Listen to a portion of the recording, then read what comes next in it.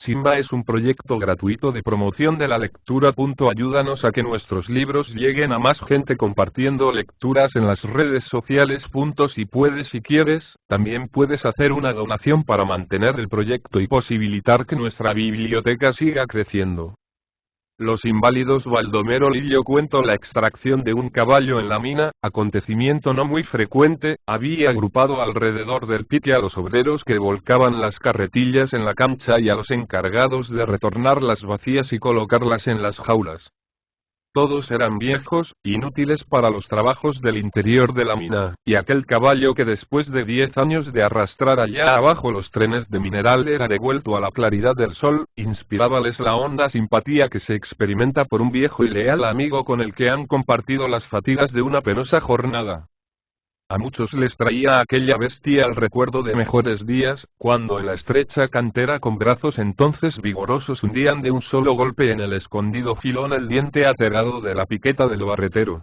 Todos conocían a Diamante, el generoso bruto, que dócil e infatigable trotaba con su tren de vagonetas, desde la mañana hasta la noche, en las sinuosas galerías de arrastre. Y cuando la fatiga abrumadora de aquella faena sobrehumana paralizaba el impulso de sus brazos, la vista del caballo que pasaba blanco de espuma les infundía nuevos alientos para proseguir esa tarea de hormigas perforadoras con tesón inquebrantable de la ola que desmenuza grano por grano la roca inconmovible que desafía sus furores. Todos estaban silenciosos ante la aparición del caballo, inutilizado por incurable cojera para cualquier trabajo dentro o fuera de la mina y cuya última etapa sería el estéril llano donde solo se percibían a trechos escuetos matorrales cubiertos de polvo, sin que una brizna de hierba, ni un árbol interrumpiera el gris uniforme y monótono del paisaje. Nada más tétrico que esa desolada llanura, reseca y polvorienta, sembrada de pequeños montículos de arena tan gruesa y pesada que los vientos la arrastraban difícilmente a través del suelo desnudo, ávido de humedad. En una pequeña elevación del terreno alzábanse la cabría, las chimeneas y los ahumados galpones de la mina. El caserío de los mineros estaba situado a la derecha en una pequeña hondonada. Sobre él una densa masa de humo negro flotaba pesadamente en el aire enrarecido, haciendo más sombrío el aspecto de aquel paraje inhospitalario. Un calor sofocante salía de la tierra calcinada, y el polvo de carbón sutil e impalpable adheríase a los rostros sudorosos de los obreros que apoyados en sus carretillas saboreaban en silencio el breve descanso que aquella maniobra les deparaba. Tras los golpes reglamentarios, las grandes poleas en lo alto de la cabría empezaron a girar con lentitud, deslizándose por sus ranuras los delgados hilos de metal que se iban enrollando en el gran tambor, carrete gigantesco de la potente máquina. Pasaron algunos instantes y de pronto una masa oscura chorreando agua surgió rápida del negro pozo y se detuvo a algunos metros por encima del brocal. Suspendido en una red de gruesas cuerdas sujeta debajo de la jaula, balanceábase sobre el abismo con las patas abiertas y tiesas, un caballo negro. Mirado desde abajo en aquella grotesca postura asemejábase a una monstruosa araña recogida en el centro de su tela. Después de columpiarse un instante en el aire descendió suavemente al nivel de la plataforma. Los obreros se precipitaron sobre aquella especie de saco, desviándolo de la abertura del pique, y Diamante, libre en un momento de sus ligaduras, se alzó tembloroso sobre sus patas y se quedó inmóvil, resoplando fatigosamente. Como todos los que se emplean en las minas, era un animal de pequeña alzada. La piel que antes fue suave, lustrosa y negra como el azabache había perdido su brillo acribillada por cicatrices sin cuento. Grandes grietas y heridas en su puración señalaban el sitio de los arreos de tiro y los corvejones ostentaban viejos esparabanes que deformaban los finos remos de otro tiempo. Ventrudo, de largo cuello y huesudas ancas, no conservaba ni un resto de la gallardía y esbeltez pasadas, y las crines de la cola habían casi desaparecido arrancadas por el látigo cuya sangrienta huella se veía aún fresca en el hundido lomo. Los obreros lo miraban con sorpresa dolorosa. ¿Qué cambio se había operado en el brioso bruto que ellos habían conocido? Aquello era solo un pingajo de carne nauseabunda buena para pasto de buitres y gallinazos. Y mientras el caballo cegado por la luz del mediodía permanecía con la cabeza baja e inmóvil, el más viejo de los mineros, enderezando el anguloso cuerpo, paseó una mirada investigadora a su alrededor.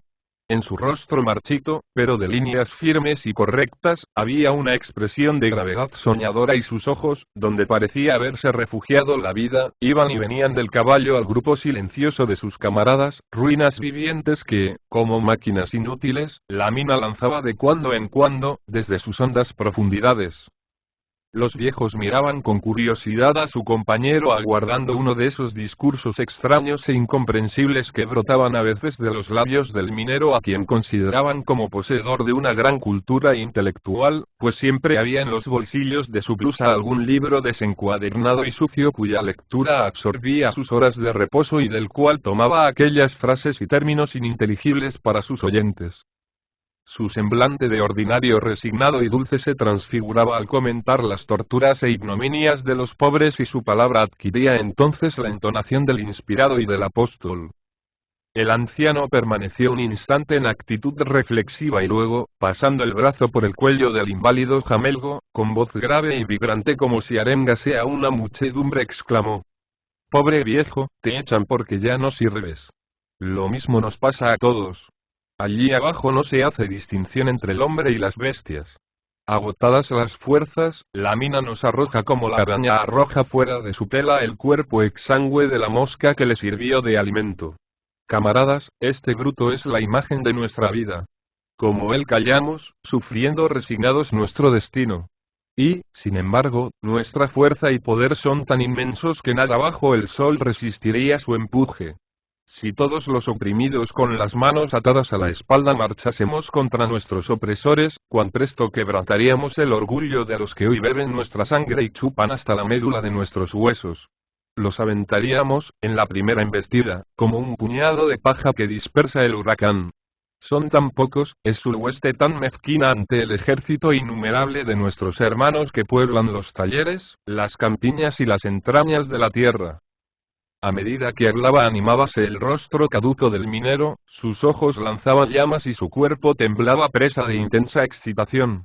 Con la cabeza echada atrás y la mirada perdida en el vacío, parecía divisar allá en lontananza la gigantesca ola humana, avanzando a través de los campos con la desatentada carrera del mar que hubiera traspasado sus barreras seculares. Como ante el océano que arrastra el grano de arena y derriba las montañas, todo se derrumbaba al choque formidable de aquellas famélicas legiones que tremolando el harapo como bandera de exterminio reducían a cenizas los palacios y los templos, esas moradas donde el egoísmo y la soberbia han dictado las inicuas leyes que han hecho de la inmensa mayoría de los hombres seres semejantes a las bestias. Sísifos condenados a una tarea eterna, los miserables bregan y se agitan sin que una chispa de luz intelectual rasque las tinieblas de sus cerebros esclavos donde la idea, esa simiente divina, no germinará jamás. Los obreros clavaban en el anciano sus inquietas pupilas en las que brillaba la desconfianza temerosa de la bestia que se ventura en una senda desconocida. Para esas almas muertas, cada idea nueva era una blasfemia contra el credo de servidumbre que les habían legado sus abuelos, y en aquel camarada cuyas palabras entusiasmaban a la joven gente de la mina, solo veían un espíritu inquieto y temerario, un desequilibrado que osaba rebelarse contra las leyes inmutables del destino. Y cuando la silueta del capataz se destacó, viniendo hacia ellos, en el extremo de la cancha, cada cual se apresuró a empujar su carretilla mezclándose el crujir de las secas articulaciones al estirar los cansados miembros con el chirrido de las ruedas que resbalaban sobre los rieles. El viejo, con los ojos húmedos y brillantes, vio alejarse ese rebaño miserable y luego tomando entre sus manos la descarnada cabeza del caballo acaricióle las escasas crines, murmurando a media voz: «Adiós, amigo, nada tienes que envidiarnos. Como tú caminamos agobiados por una carga que una leve sacudida haría deslizarse de nuestros hombros, pero que nos obstinamos en sostener hasta la muerte». Y encorvándose sobre su carretilla se alejó pausadamente economizando sus fuerzas de luchador vencido por el trabajo y la vejez. El caballo permaneció en el mismo sitio, inmóvil, sin cambiar de postura. El acompasado y lánguido vaivén de sus orejas y el movimiento de los párpados eran los únicos signos de vida de aquel cuerpo lleno de lacras y protuberancias asquerosas. Deslumbrado y ciego por la vívida claridad que la transparencia del aire hacía más radiante e intensa, agachó la cabeza, buscando entre sus patas delanteras un refugio contra las luminosas saetas que herían sus pupilas de nictálope, incapaces de soportar otra luz que la débil y mortecina de las lámparas de seguridad. Pero aquel resplandor estaba en todas partes y penetraba victorioso a través de sus caídos párpados, cegándolo cada vez más. Atontado dio algunos pasos hacia adelante, y su cabeza chocó contra la valla de tablas que limitaba la plataforma. Pareció sorprendido ante el obstáculo y enderezando las orejas olfateó el muro, lanzando breves resoplidos de inquietud.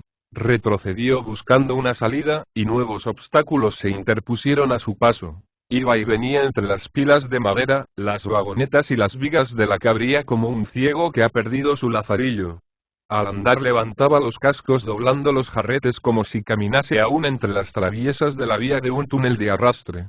Y un enjambre de moscas que zumbaban a su alrededor sin inquietarse de las bruscas contracciones de la piel y el febril volteo del desnudo rabo, acosábalo encarnizadamente, multiplicando sus feroces ataques. Por su cerebro de bestia debía cruzar la vaga idea de que estaba en un rincón de la mina que aún no conocía y donde un impenetrable velo rojo le ocultaba los objetos que le eran familiares. Su estadía allí terminó bien pronto. Un caballerizo se presentó con un rollo de cuerdas debajo del brazo y yendo en derechura hacia él, lo ató por el cuello y, tirando del ronzal, tomó seguido del caballo la carretera cuya negra cinta iba a perderse en la abrasada llanura que dilataba por todas partes su árida superficie hacia el límite del horizonte.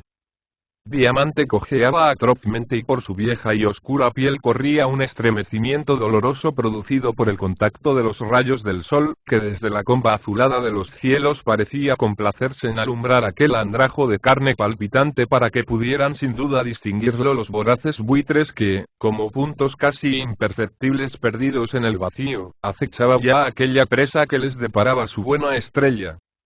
El conductor se detuvo al borde de una depresión del terreno. Deshizo el nudo que oprimía el flácido cuello del prisionero, impartió una fuerte palmada en el anca para obligarlo a continuar adelante, dio media vuelta y se marchó por donde había venido. Aquella hondonada era cubierta por una capa de agua en la época de las lluvias, pero los calores del estío la evaporaban rápidamente. En las partes bajas conservábase algún resto de humedad donde crecían pequeños arbustos espinosos y uno que otro manojo de hierba reseca y polvorienta. En sitios ocultos había diminutas charcas de agua cenagosa, pero inaccesibles para cualquier animal por ágil y vigoroso que fuese. Diamante, acosado por el hambre y la sed, anduvo un corto trecho, aspirando el aire ruidosamente. De vez en cuando ponía los belfos en contacto con la arena y resoplaba con fuerza, levantando nubes de polvo blanquecino a través de las capas inferiores del aire que sobre aquel suelo de fuego parecían estar en ebullición. Su ceguera no disminuía y sus pupilas contraídas bajo sus párpados solo percibían aquella intensa llama roja que había sustituido en su cerebro a la visión ya lejana de las sombras de la mina.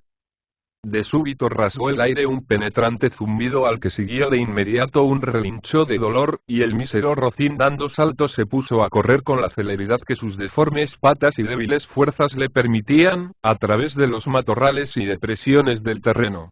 Encima de él revoloteaban una docena de grandes tábanos de las arenas. Aquellos feroces enemigos no le daban tregua y muy pronto tropezó en una ancha grieta y su cuerpo quedó como incrustado en la hendidura. Hizo algunos inútiles esfuerzos para levantarse, y convencido de su impotencia estiró el cuello y se resignó con la pasividad del bruto a que la muerte pusiese fin a los dolores de su carne atormentada.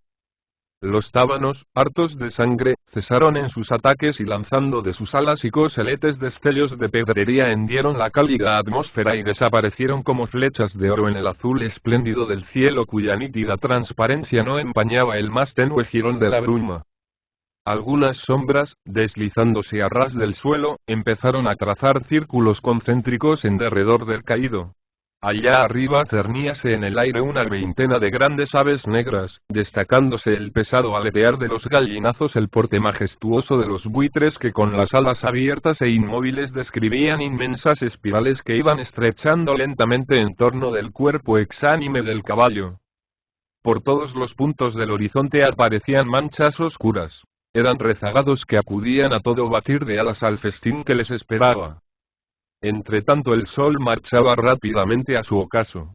El gris de la llanura tomaba a cada instante tintes más opacos y sombríos. En la mina habían cesado las faenas y los mineros como los esclavos de la ergástula abandonaban sus lóbregos agujeros. Allá abajo se amontonaban en el ascensor formando una masa compacta, un nudo de cabezas, de piernas y de brazos entrelazados que fuera del pique se deshacía trabajosamente, convirtiéndose en una larga columna que caminaba silenciosa por la carretera en dirección de las lejanas habitaciones. El anciano carretillero, sentado en su vagoneta, contemplaba desde la cancha el desfile de los obreros cuyos torsos encorvados parecían sentir aún el roce aplastador de la roca en las bajísimas galerías.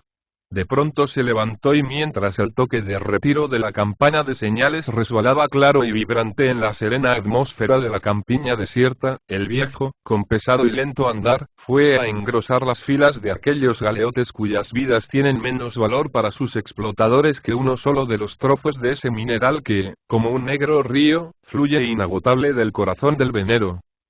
En la mina todo era paz y silencio, no se sentía otro rumor que el sordo y acompasado de los pasos de los obreros que se alejaban. La obscuridad crecía, y allá arriba en la inmensa cúpula brotaban millares de estrellas cuyos blancos, opalinos y purpúreos resplandores, lucían con creciente intensidad en el crepúsculo que envolvía la tierra, sumergida ya en las sombras precursoras de las tinieblas de la noche. Pul.